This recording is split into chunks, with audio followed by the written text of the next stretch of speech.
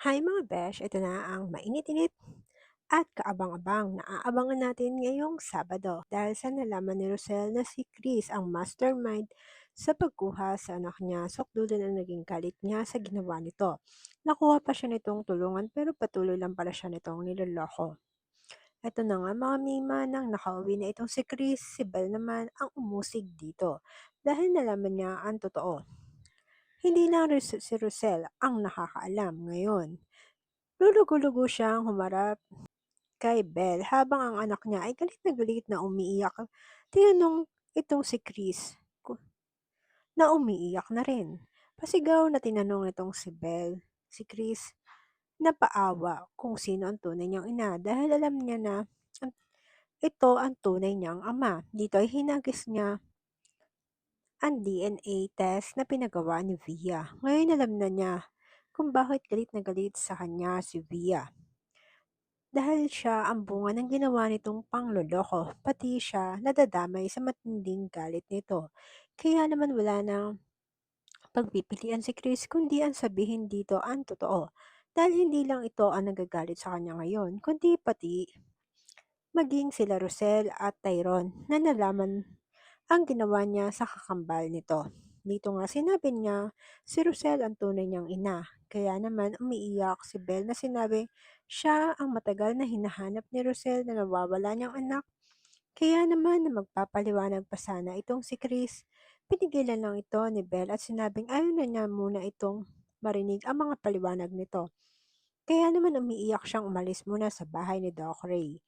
Para puntahan si Rosel dito nga nang dumating siya sa bahay ng mga ito, nakita niya itong galit na galit.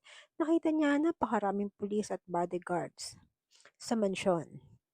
Tinanong niya ito kung ano ang ginagawa niya sa bahay nila at hindi siya ang gusto nitong makausap at makaharap. Gusto niya makita si Chris na siyang kumuha sa anak niya.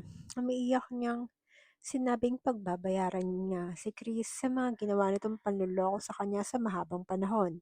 Kaya naman mahinahong sinabi ni Belle na gusto niya itong makausap tungkol sa tunay niyang pagkatao na ngayon lang niya nalaman. Dahil sa naguguluhan, tinanong ito ni Rosel kung ano ang ibig niyang sabihin. Dito nga sinabi nitong si Belle kung siya ba talaga ang tunay niyang nanay.